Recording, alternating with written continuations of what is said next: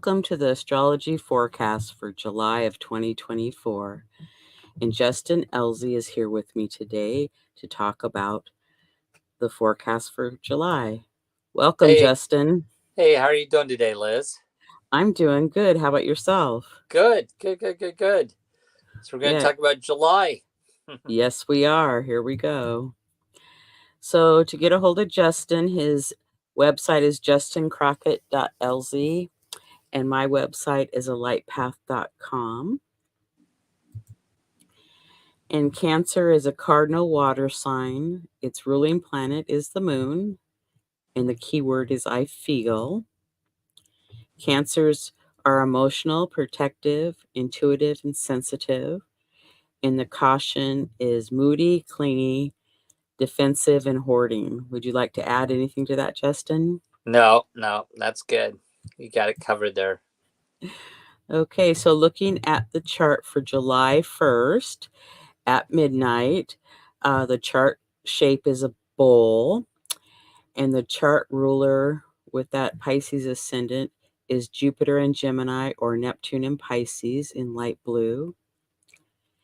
And the moon is in Taurus. So the moon gives us kind of a feel for the month. So a lot about what we value and desire and like. Would you like to say anything about that? No, I think we mentioned this on one of the other shows how we are now dealing with this portion in the sky between Pisces and Gemini. That's where the main portion of that bowl is at, right? That's where all the energy that we're really dealing with right now, and um, that expands at some point this month as we get into Leo, when a lot of there's 4 planets are moving into Leo. So I think that bowl is going to expand a little bit this month because Neptune will still be going in Pisces, and holding us back there with Pisces and Saturn in Pisces. So that those 2 planets are still going to be in Pisces at the end of the month, but we expand that bowl out to Leo um, this month. Yes, so it's a very concentrated and focused energy. So we have less planets out of bounds this month. Out of bounds is that they are north or south of 23 degrees and 27 minutes. And we have the moon out of bounds from July 3rd to the 7th and the 17th through the 21st. And Ceres is still out of bounds, and so is Pallas Athena, and they're both asteroid goddesses. Would you like to talk to the planet ingresses? Sure, sure. So, right on the July 2nd, right when Neptune goes retrograde, same day, Mercury ingresses into Leo. Mercury is a sign of planet of communications, moves into Leo, the sign of the creative archetype, and then on July 11th, Venus, which represents our desires and affections, moves into Leo. And then on the 20th, Mars ingresses into Gemini, from Taurus into Gemini. And the Sun ingresses out of Cancer. We'll be done with Cancer season once the Sun ingresses into Leo on July 22nd. And then Mercury ingresses into Virgo on July 25th. So Mercury is actually going through 2 signs, or for 1 sign into a second sign this month. So Mercury's doing a lot this month. Mercury travels pretty quickly when going direct, that's for sure. So for the week of July 1st through the 4th, as you said, we have Neptune stationing retrograde at 29 degrees Pisces in 55 minutes. It's almost Aries, but just not quite. And now it's going to, take a little backwards and review and re-envision what it's been working on. Would you like to speak to the Neptune retrograde? Yeah. So it's going to go retrograde till December 7th. It'll go all the way. So it's 29 degrees now. It'll go back to 27 degrees. It's only going to go back 9 to 8, 8 to 7, basically a little bit over 2 degrees. and then on December 7th it will go direct, and the day before it goes direct on December 6th, Mars will actually go retrograde into Leo. And my thoughts on this Neptune retrograde, it's, of course, we see the Neptune is representing the collective planet of how the collective's thinking, and so I think it's during this period of retrograde, and because it's been in Pisces, which represents the subconscious and creativity, that there's definitely some within the collective, some evaluation. I see retrogrades as an evaluation concept, and so it could be also, and as we're moving into a big political season, does kind of represent the collective kind of evaluating where we're going, right? And what does that future look like for the collective? And I think by December 7th, we'll definitely know by that point where the collective's going politically. But then because Mars is going retrograde, it definitely could mean that a lot of us are going to be maybe changing our direction and action that we're going to take. So Very possible. And on the same day, Mercury in Cancer is making a trine that's 120 degrees to that Neptune that's stationed retrograde. So communication about, perhaps our dreams and our visions, or we're writing them down, maybe that would be a good one for that. So, and Mercury moves into Leo that day. So a lot going on the 2nd. And then we have Venus in Cancer with a trine to Saturn in Pisces. Do you want to speak to any of those that I just mentioned? Well, I was going to mention the 0 degrees. I think it's important to note that when we get to the 0 degrees of a zodiac sign, it's sort of it's a very important part of that. I always love the 0 degrees because it kind of represents the whole sign. Archetypically, it starts out, and I think with that Leo, Mercury and Leo, that there will be a little bit more focus on our creativity and ourself during that period, when this month when Mercury's in Leo. And if you're an artist, then this, and with Neptune being retrograded and Mercury going all the way through Leo, it could be a time when we're evaluating some of our creativity and what we're doing in the collective, and is it working? Thank you. Yeah, because when a planet changes sign, the energy shifts and changes. So, Yeah, and that 0 degrees Leo is all about self-actualization to a certain extent, self-realization of the individual self, trying to impulse to be. And I think this is also highlighted when we see with that Mercury also, opposing Pluto and Aquarius. yeah, and that happens on the 3rd. So, you could be getting in touch with anything that's any memories that you've buried or something that you didn't want to see. It's like it might be pushing up to the surface, and maybe you can do automatic writing and let that out gently, perhaps. Mm-hmm. Yep. And then on July 5th, we have the Cancer new moon, and the sun and moon are together here in Cancer at 14 degrees and 23 minutes. And for the Seattle chart, it's in the 8th house. And then here's the aspects. Do you want to start, Justin? No, I'll let you start on this one. Okay. So the sun and moon are conjunct to Venus. It's they're about 8 degrees apart. So, that's still a pretty good amount for a conjunction. So that's not bad. And they are in part of a grand water trine with Saturn in Pisces and Pallas Athena in Scorpio. So there's this energy of, moving and going with the flow.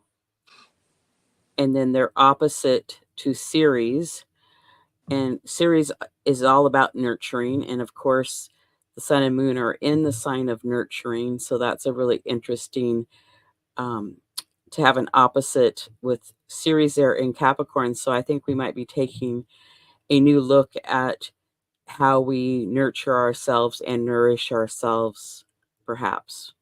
How about you? Yeah, I see that as possibly also some things coming up with family and here because of the Capricorn, and that series is actually retrograding. So again, this could be a time when we're evaluating, uh, which where we're being nurtured in the collective and where we're not being nurtured in the collective. Oh, that's good. Thank you.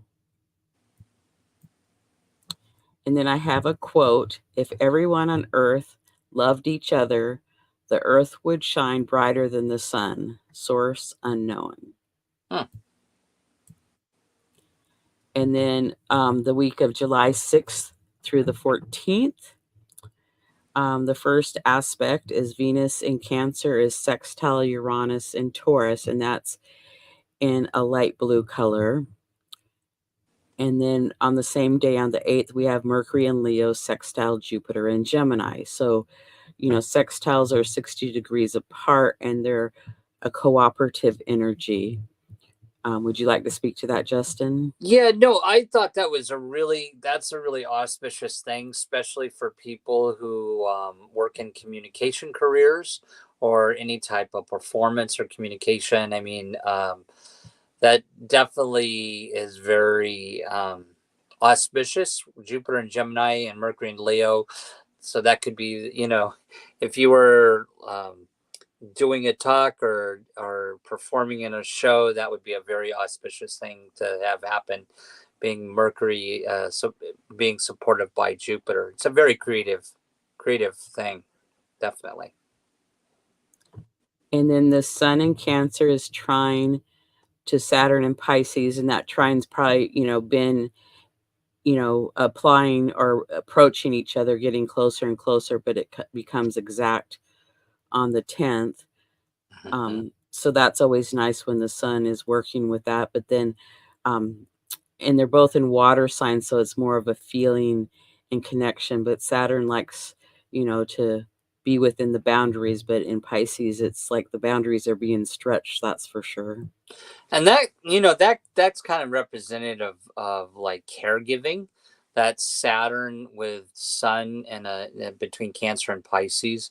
So this could be the time when we take on some new role and taking care of something, nurturing something, taking on a great or even taking on something that has a greater significance in our lives. Yeah, or, deciding if you're going to take on the responsibility of nurturing somebody, Yeah, perhaps. yeah. And then on the 11th, we have Venus in Cancer, trine Neptune in Pisces. Um, so Venus is, making sextiles and trines this week. So Venus, I would say, is pretty happy, even though Leo's not her happiest sign, but she's still doing well. And it's like if you have ideas come to you, I would write them down or take note of them because you might have some really incredible new visions or ideas for things. And then on the 11th, Venus also moves into the sign of Leo. And then on the 12th, Venus is opposite Pluto. And I always think of um, the myth of, how the daughter went to the underworld half the year and then was out in the world half the year. It reminds me of that. So it's like, half the year it's a happy time and maybe happy half the year somebody's unhappy, but Right, absolutely. but just balancing that all out. Would you like to add anything? No, I think you got it covered. Do you want to start here? Well, no, I'll let you start on this one. Okay, so we have Mercury in Leo, quincunx Saturn in Pisces. So there could be, how we talked about earlier, the Saturn taking on the responsibility of something. It's like now you could be having a discussion with the Mercury discussing that, and you're not quite sure. Maybe you don't see the whole picture. Because lots of times I think a quincunx is there's a part that you're not seeing the whole part. And so, if you were taking on the responsibility of some caretaking, perhaps try to get as much information as you can to make sure that you understand what you're agreeing to. Yeah, and I would add something to that usually because in my experience, the quincunx actually it actually gives us insight into other aspects the planet is aspecting. It's connected to other. It doesn't necessarily. It's a mystery. Represents a mystery or something that's hidden, but it's related to another aspect. It can sit on its own, but we really want to look at another aspect that Mercury's aspecting here, and I think that's something that jumps out to me is that Mercury trining Chiron here with this. So I think that's it gives us some, like you said, some hidden aspect.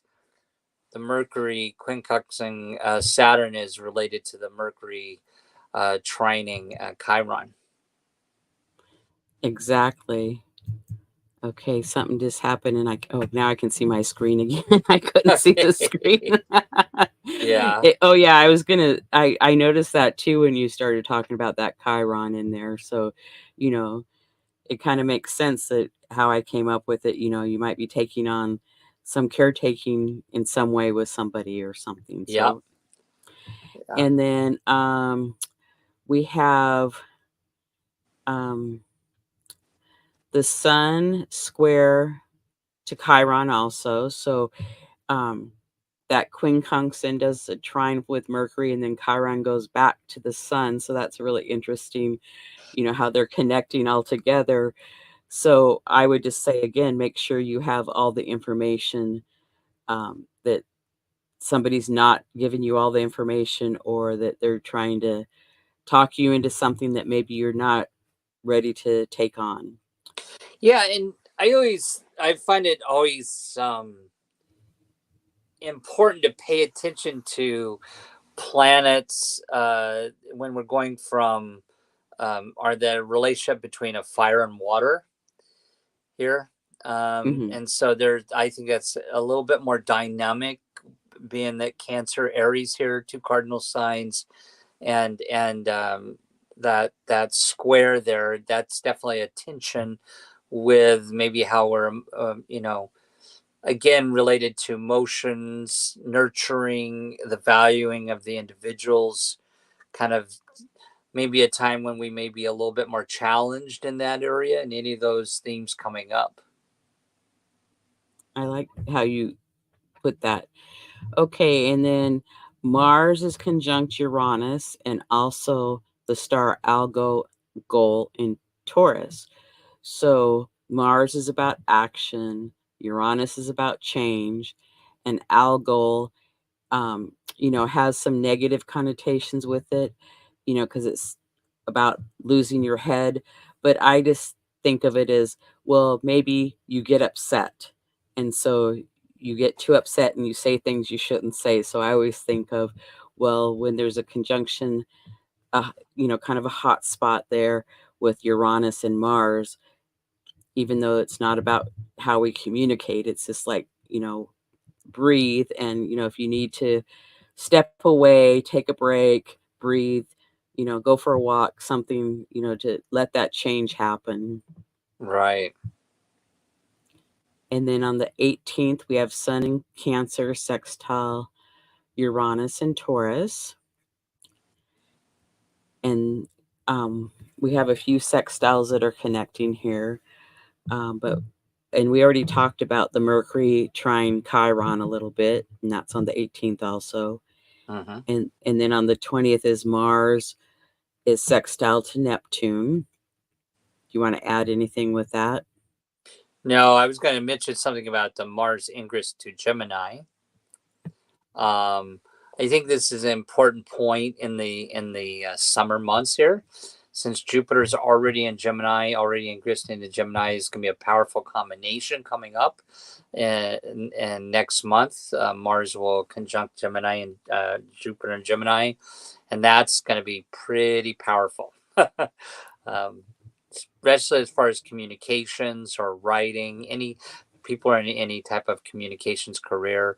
Also, has a relationship to flying, and so there it could be. It's a probably definitely important to pay attention to time as soon as that Mars moves into Gemini and conjuncts Jupiter. A lot of the travel right around that period of time. So I would say kind of for the week that I would pay attention to what I would commit to. Um, breathe, and if I get hot-headed, to step away.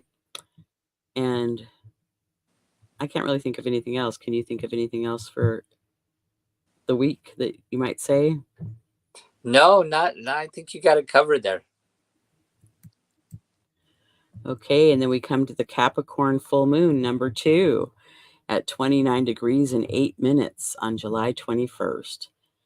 And this full moon, the moon is conjunct Pluto just over a degree, so they're really close. Yeah. Oh, I thought I got rid of that one. Sorry. Okay, then we have the moon is and Pluto are opposite the sun. Then the moon Pluto is quincunx the ascendant. So sometimes we don't see something coming, but I always think of maybe what we don't see coming is something helpful or useful. The sun is quincunx to the midheaven. So it's really interesting that the moon is quincunx to the ascendant and the sun is quincunx to the midheaven, because I always think of those as the entry points of a chart. So it's like almost like an open opportunity to welcome in new things. And then the moon Pluto is sesquiquadrate, that's 135 degrees to Jupiter. So I would say that there's definitely some change coming, and some of it we're not quite aware of it yet, but we will become aware of it. Would you like to add anything? Well, again, knowing that the quincunx is related, is a something hidden that's related to what the moon and Pluto are engaging in other aspects. We know that it's, we already see it, that um, it's engaging Jupiter, and then on the next slide we'll see that it's I think it's trining. Yeah, it's trining Uranus and Mars. I think and the fact that the ascendant is about sort of that mask to the world, and sort of maybe even some new beginnings of some stuff. I think this is related to the change of the cycle, this quincunx, and important to look at what's hidden in this change here as we go out of the full moon. And I always find, be honest with you, when the moon is conjunct Pluto, it's almost a very psychic, intuitive aspect, that it brings out some darker aspects. It's also some darker aspects of the Plutonian moon conjunction there. So definitely a time to pay attention to things that are probably not said. Well, and with that moon Pluto, it's like some deep emotions that perhaps you thought you buried, 20, 30, 40 years ago might come to the surface and need a little nurturing, so to speak. And that's okay. You Yeah, know, it, and it may be some talking about emotions. The Capricorn likes to control, right? It likes to have those emotions under control. But I think what happens here with the Pluto coming in there, opposing the Sun in Cancer, I think that this is going to be a less time when some of those emotions are going to come out that are hidden, maybe. Well, and with that trine, the sun and moon, or the moon and Pluto trine to that Uranus Mars, Mm. or yeah, trine. That it's like it's a change, and it could be sudden, and it could feel kind of like shocking at first, but to me, it feels like it's going to be okay. Right. It's like it comes quick, but there's resolution, and to breathe through it or walk, whatever. I mean, it's all going to work together. And So I think it's supported by that sun sextiling that Mars and Uranus. That's kind of a dynamic, a combination of change there, Mars and Uranus. So, it's sextiling the sun in Cancer, and of course trining the moon and Pluto there. So that's a pretty powerful combination. right, and then the sun is trine to Neptune, and then the sextiles, like you said, the sun to the Mars Uranus, and then sextile to Neptune, and then sextile back to the moon and Pluto. So it's like, and they call this a cradle aspect, how it's all here, and if you turned it upside down, it would look like a cradle. So they're all offering assistance and support and help, and they're all cooperating together. So even though something could be shocking and sudden, it's going to be okay. And back to the quincux, which is giving some hidden aspects of this. I'd say there's definitely, in the ascendant being the mask. I definitely feel that there's some hidden aspects with under people's masks with this, that Well, and well, you could almost say Gemini, it's like whatever it is, it's like they have two sides to them, or they have two personalities, or there's 2 points. right, right, absolutely. Okay. Then on July 21st through the 24th, do you want to start, Justin? Sure. We have the Venus and Leo will be sextiling Jupiter and Gemini. And then, of course, we'll have Mercury and Leo squaring Uranus and Taurus. The Sun in Cancer will be trining Neptune and Pisces, and Mars in Gemini will be trining Pluto and Aquarius. So, what do you think, Liz? Well, it's like, so many of the planets are all trining. So to me, there's a lot of cooperative energy. Um, you know, the I don't like to call it so much a challenge, but the Uranus square Mercury, it's this, putting a little hiccup in there, but it could be that, there's something around communication that's a little bit of a hiccup, so to speak. But I would say, with all the other aspects happening this week, that it should be a pretty good week, I would think. Yeah, that Venus, and I agree. And I think that Venus and Leo jumps out at me there because we'd seen at the beginning of the month in the first week, Mercury and Leo started something there where it was sextiling Jupiter and Gemini. And now right behind it, Venus comes back in and right behind Mercury and sextiles it. So it's almost like we could start something, produce something, but then it doesn't actually get noticed or recognized till Venus moves into Leo. It's sort of a second stage or second phase in a project. But what made happen also here with Mercury and Leo squaring Uranus and in Taurus, um, it may be also where we in the second phase of maybe a creative project we actually have to change something or take some action, and maybe so maybe a lot of projects that we're working at work, that second phase actually turns out a little bit differently. We have to change something right around that period of time. And I think that's also supported by that Mars in Gemini trining Pluto. I mean, Mars training Pluto. I mean, stand by. Stuff's going to start to move and shake with that one. You know.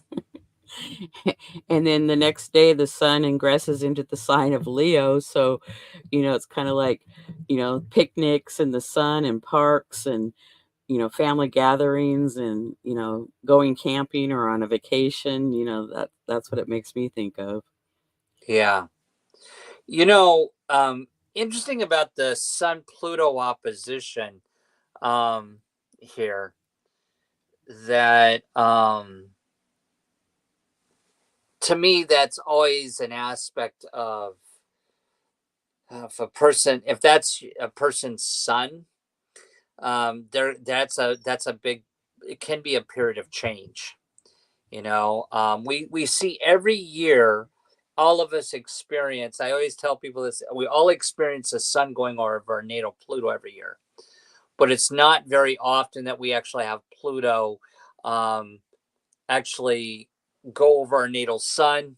That's the opposite, which is a less common, or that it actually aspects our natal sun, right? And it's a little bit less common. And I think this for those people who may have sun at what is it, 7 degrees Leo. This is a pretty powerful opposition, and does represent some change in maybe how we're putting ourselves out to the world, or making some changes in what we look or what we're doing. Basically, it's a pretty powerful change of self here. Right. So if your birthday's around the 22nd, 23rd, 24th, or even maybe a couple days before and a couple days after that, you're experiencing that energy from Pluto. And so that's a pretty dynamic transit to have. Yeah. Usually there's a lot of change going on in your life, that's for sure. Yeah. And then we are at the week of July 25th through the 31st.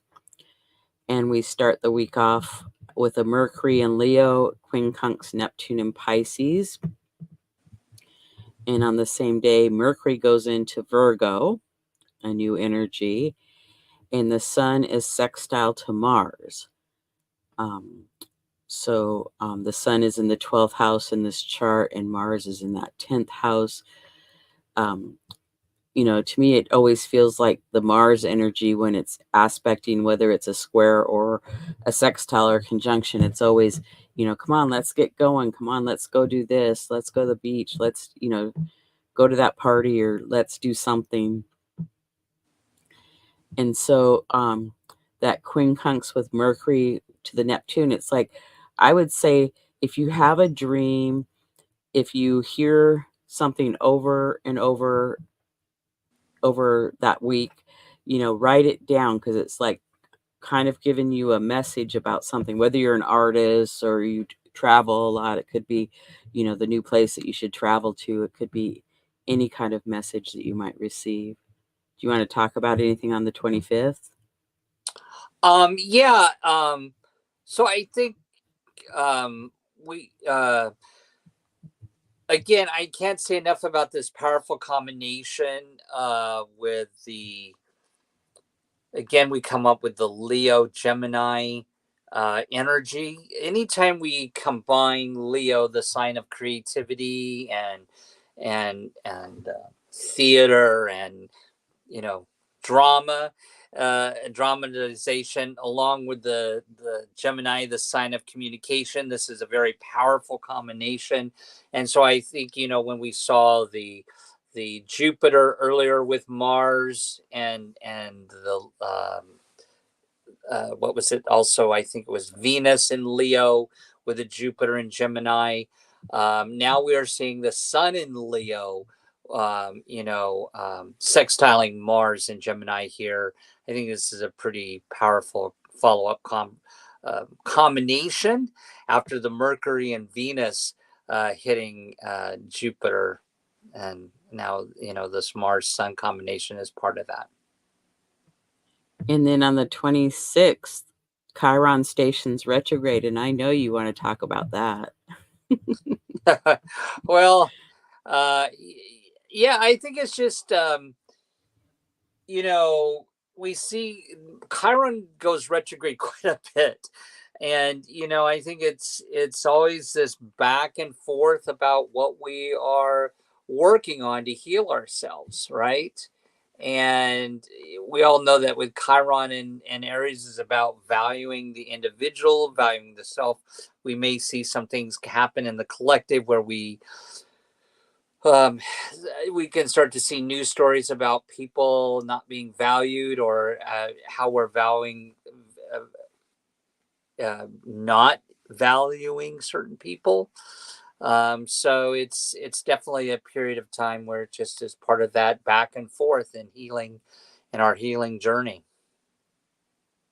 Well, and maybe they'll come up with some new um, technology for um, dealing with brain issues or mental health, possibly when Chiron's retrograde. We'll have to wait and see.